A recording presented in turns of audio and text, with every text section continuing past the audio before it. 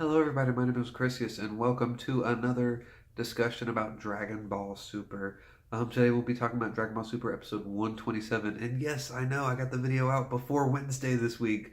It's crazy, right? Um, just things happened and I was able to record today, which I'm really happy about.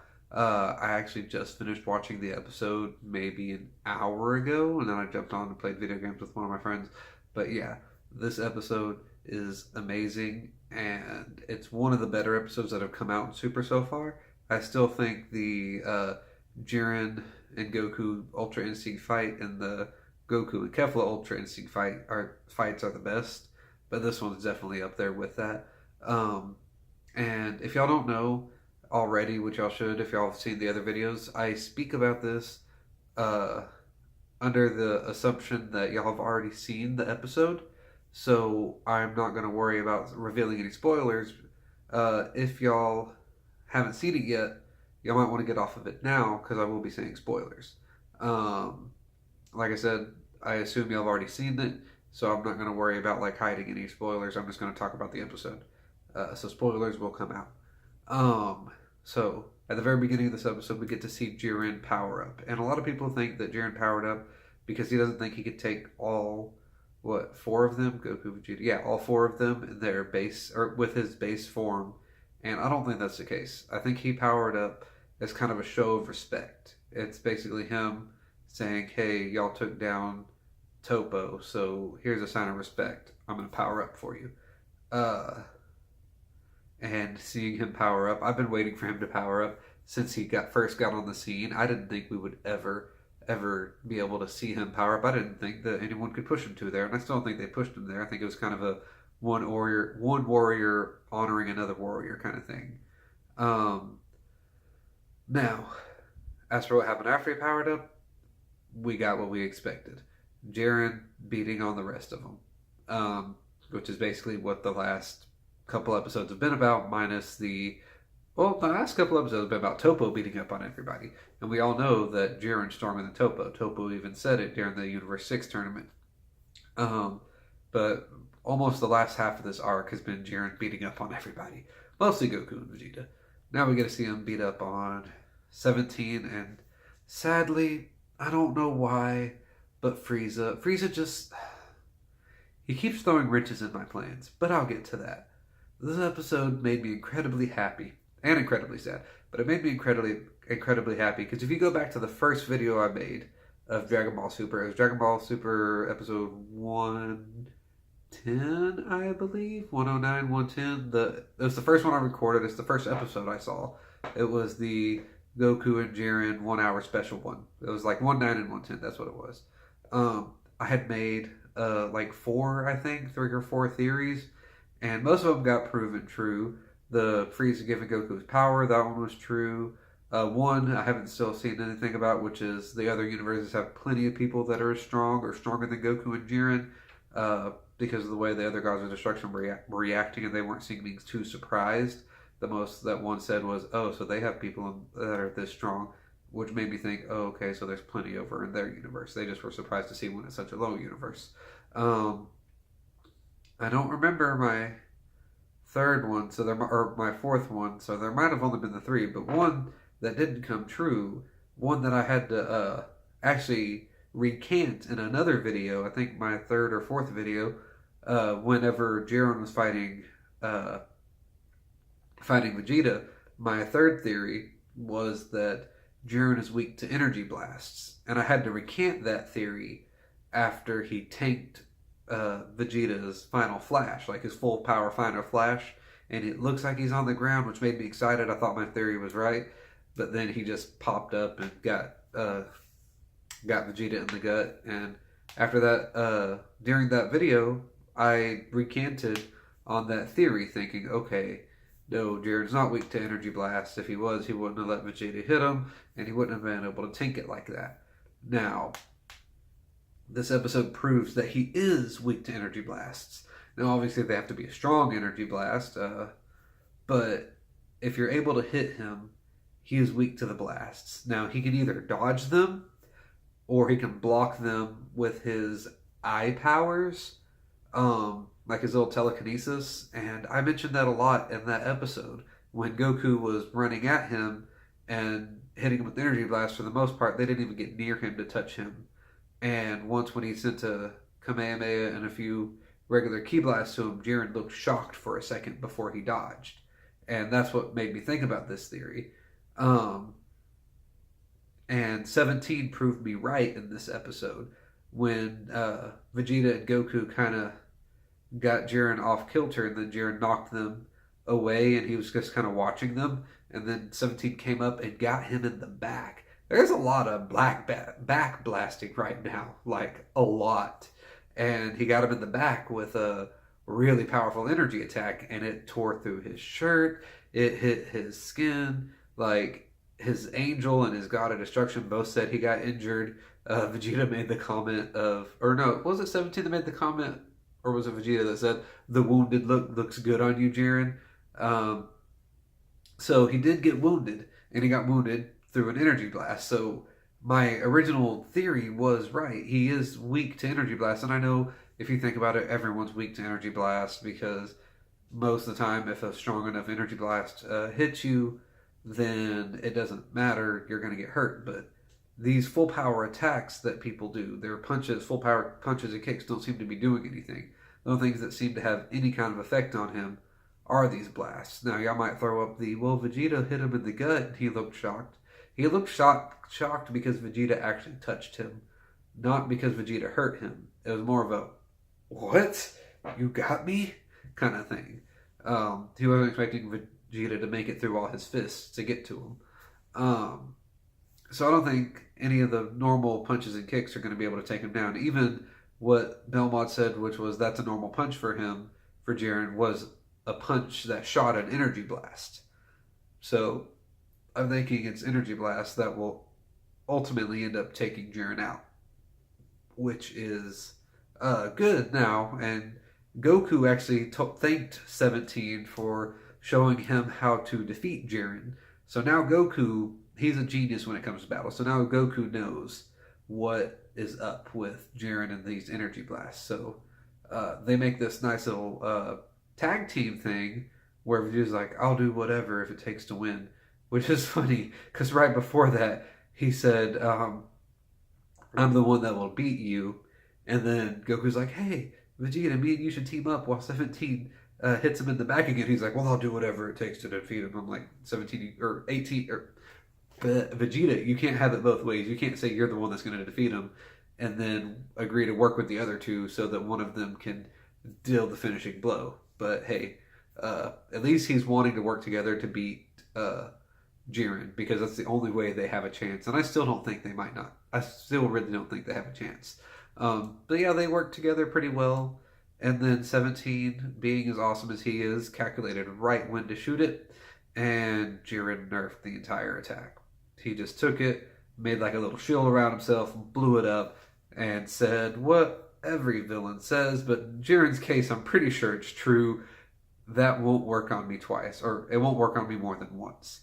And he did manage to get rid of that attack, and then Goku's like, no, we'll all shoot an attack at him whenever Jiren started hitting on 17. So they all shot, and he tanked all three of their attacks because he put up his little barrier around him, so none of them touched him. I am fully confident that if he didn't put up that barrier in time, if he got hit by those three attacks, he'd have been done for. But, you know, Jiren's awesome, and he has those barriers, so we get what we get. And after he, like, was looking at them, after I think he hit a couple of them into the ground, I was sitting there like, oh, what are y'all gonna do, Universe 7? Like, he's already, like, y'all are already on the ground. There's nothing y'all can do. In comes Frieza. Frieza. He needs to stop. He needs to just, like, you could tell everybody forgets about him. And then they're just like, oh, you're still here. And then he just does something cocky, and then just gets beat down again. And what happens when he attacks Jiren? He does something cocky and gets beat down again. He lands like, what, 2 solid hits on Jiren? And then Jiren just like throws him into a rock. And then Frieza, in normal Frieza fashion, which I've kind of been waiting for him to let loose and try to break the rule And he tried here. He's like, oh, yeah, you deserve to be killed by me. Golden gets blocked by freaking Jiren's eyes. Jiren didn't even give him the courtesy of using a hand. He just blocked him with his eyes and just like whipped him back into the mountain again. Frieza just needs to calm down and just play dead. If he plays dead, if he just sits on the ring and lets people forget about him, he can help us win the tournament by numbers.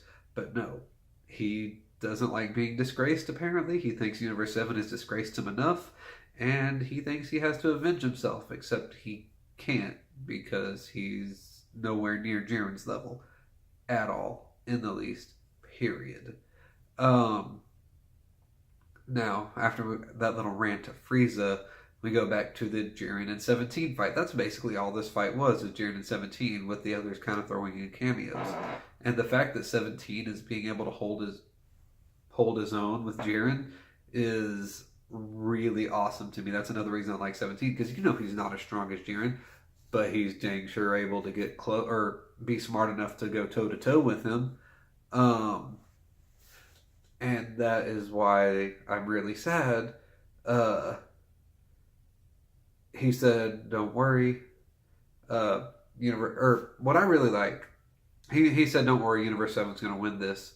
What I really like is that you got to learn about Jiren's backstory in this. I've been wondering what was up with Jiren. My manager, I can tell you now. I don't think I told y'all before. I can tell you now what his theory was.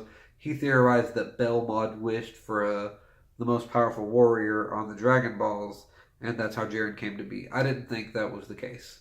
I didn't know how Jiren came to be as strong as he was, but I didn't think he was wished there.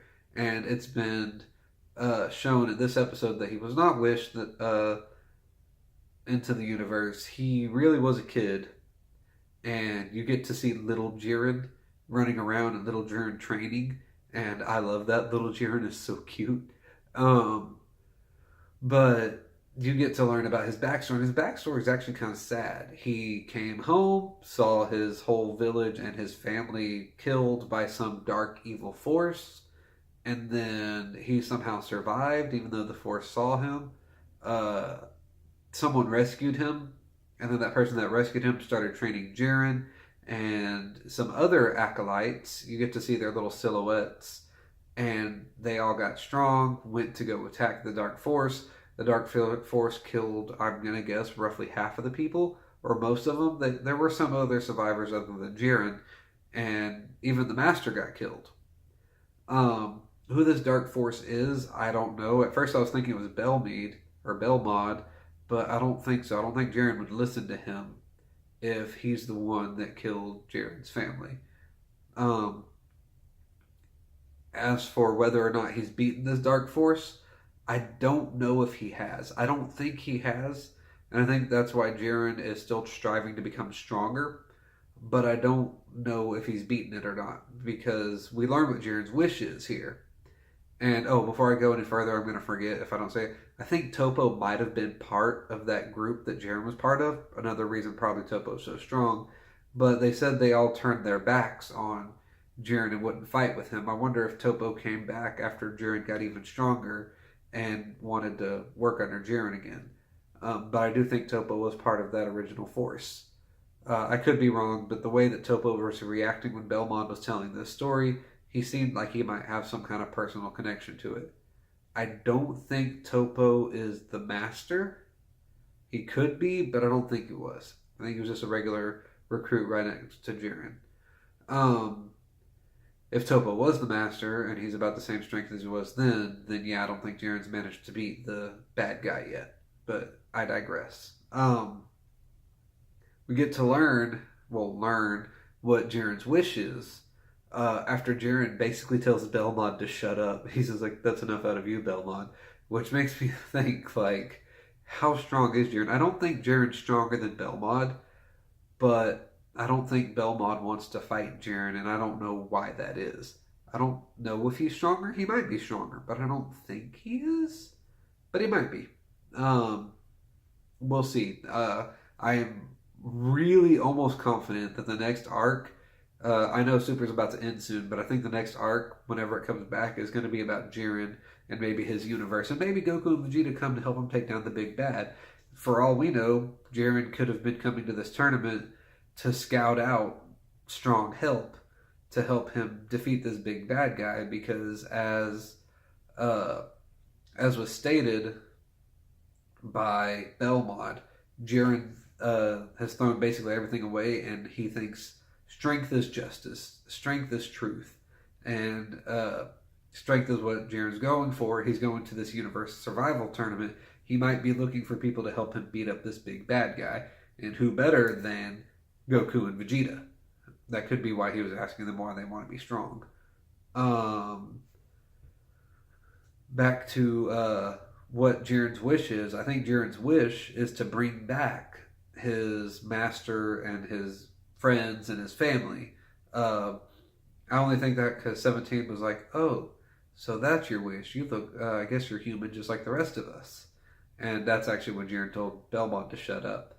And I really love 17 for this moment. Not only is he a smart tactician, but he uses psychological warfare. And I like when people use psychological warfare. I'm a psych major. I'm studying psychology. I'm about to start working on my bachelor's degree soon.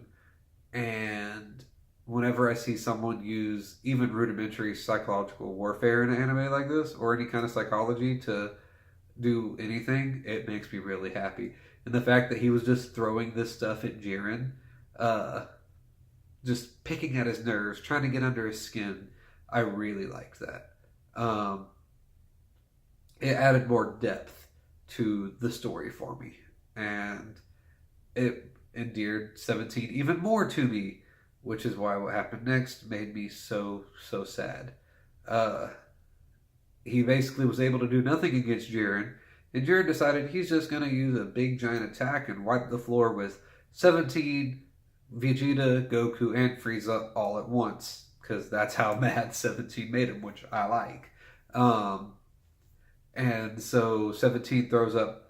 I did not know that 17 can throw up multiple barriers. They did it earlier in the episode. I forgot to mention it. But yeah, he's able to throw up multiple barriers. I think he had like 20 or so up, and Jiren just punched through them all, but it really softened the punch. This time, I don't know how many he had up, and he was using that to keep Jiren's blast back, and when he realized he couldn't push through it, he put a shield around Vegeta and a shield around Goku, and said something along the lines of, I'm sorry guys, I hope y'all managed to rest a bit. So his whole plan was to give Goku and Vegeta long enough time to rest, hold off Jiren long enough for them to get up some rest so they could beat him, which again isn't a bad plan. 17 knows he doesn't have the power to take on Jiren, and even though he's got unlimited stamina, unlimited energy, that's not going to be much compared to Jiren's just raw force, and we don't know how much stamina energy he has. He hasn't even started breaking a sweat, and he's already been injured, and still hasn't broken a sweat. So he throws up barriers around them, which means he can throw up barriers not only at a distance, but also around other people, which is awesome. I did not think that he could do that. I thought he could just make the one little circular barrier around him. So the fact that he's able to do that is really cool. And then, as his last barrier breaks, to help save Goku and Vegeta, he decides to destroy himself. To self-destruct and use the blast from that self-destruction to knock back Jiren's blast. So he didn't get knocked out of the Tournament of Power. He died. And Jiren's still in the game because Jiren did not kill 17. Even the Grand Prix says we can all assume that 17 died through self-destruct. Jiren will face no penalties. So really, if I was 17, I would have let that. If he was already planning, no, he couldn't have, because even if he was already planning on dying, it still would have hit Vegeta and Goku and knocked them out. I was gonna say even if he was planning on dying, he could have let that attack hit him and kill him and knock Jiren out through disqualification, but that would get rid of everybody else on the team.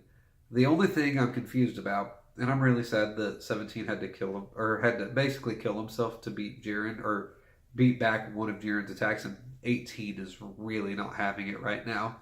Um, Sorry, it's really late at night, and it's like 10 o'clock, which doesn't sound that late, but I've been up for quite a while today, and I haven't been getting much sleep lately. Not because, just because I have school and work and everything. Anyway, I digress. What was I talking about? Talking about 17. Oh, yeah.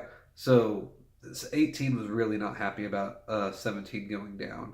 And Krillin's really going to need to go over there and comfort her because she's not doing okay. She just watched her twin brother just blow himself up. Which was something she threatened to do during the Cell arc, but she never did. And I'm really upset that 17 had to go like that. He doesn't even get to be on the sidelines. He's gone. And I really hope he gets wished back by the Dragon Balls because I like 17. He's really cool now. He's one of my favorites in Super. But the thing I'm confused about, Goku and Vegeta, you see them. They're both kind of really upset about what 17 did. Vegeta yelled at him before 17 put the barriers around them, saying, "You fool, just save yourself." And Goku just kind of let out a 17. What was it? Ju Hachigo, I believe? No, Hachi's 18. Ju Nanago is 17? Yeah. Ichidi Sanshi Go Oroku Nana Hachi Kyuju. Yeah. I only know 1 through 20 in Japanese. I don't speak fluent Japanese. I haven't been watching them in Japanese without subtitles, trust me. But yeah, so he let out a 17. That's just like let out saying his name. And then they even talk about him after he disappears.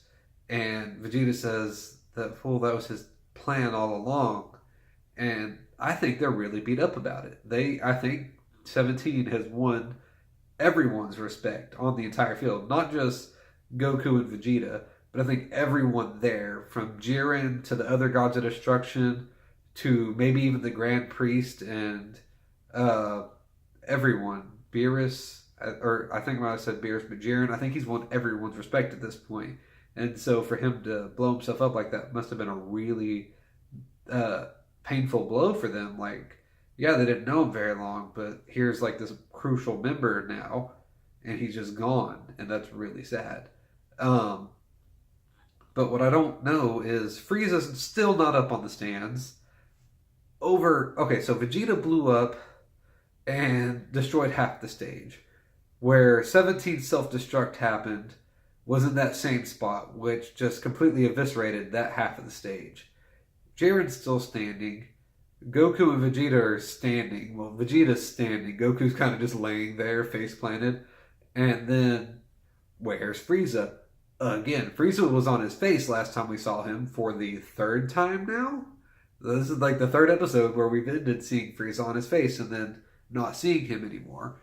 First with Toppo, then again with Toppo, and now with Jiren. And he's not in the stands. Jiren's still not disqualified, so he's not dead unless they say that 17's blast killed Frieza, and that's why Jiren's not here. But the Grand Priest didn't mention that. So Frieza still has to be in the game somewhere, but he can't do anything else. Like, he can't beat Jiren. The only thing he can do is play dead in a corner and hope to win by numbers. That's the only thing Frieza can do. He needs to stop getting up. At the very least, they're at 3 minutes? Rest for 2 minutes, Frieza. Rest, regain your stamina, then come back. If he'd have been resting from when Toppo knocked him down the first time to now, he might be back to almost full strength. And then he might actually be useful. But no, he's been wasting his power again and again, throwing himself in... Sorry, Frieza's just... I don't like Frieza anyway, but now he's irking me. Like, I don't like him because we're in the Namek Saga. I've already seen all of Z. I know how bad of a dude Frieza is. I don't like him. I don't like him in Resurrection F. I don't like him in anything unless he's dying. When Gohan and GT beat him in one punch and just blew him up, that was great for me. Toppo squeezing his head, that was great for me. And I just want to just repeat all those scenes again because he is irking me to no degree. He's just irking me and irking me and irking me and irking me. because he doesn't do the smart thing. He doesn't hide back and regain his energy. He doesn't even have to use his energy. He can regain his energy. And what I was wanting 17 to do was give his energy, because he has unlimited energy. I was wanting him to give it to 17 or to Vegeta and Goku. Well, what Frieza can do is regain energy and give it to Vegeta and Goku, because it doesn't count as outside healing. I think I mentioned that in my last one, where I think Dende might have been a good person to bring in. Anyway, this episode's dragging on kind of long now. This is probably one of the longest ones I've made. I hope y'all enjoy. If y'all do, like and subscribe. Do a comment if you think there's something I missed. At 25 minutes, I'm not sure if there is something I missed, but if there is, or there's a discussion you want to have, just comment below. I always try to reply to my comments, even if they're not in English. Apparently, I had a Portuguese person comment on my video, and I went through various translators to find out what he said. So yeah, please just drop a comment if you want. And until next time, see you.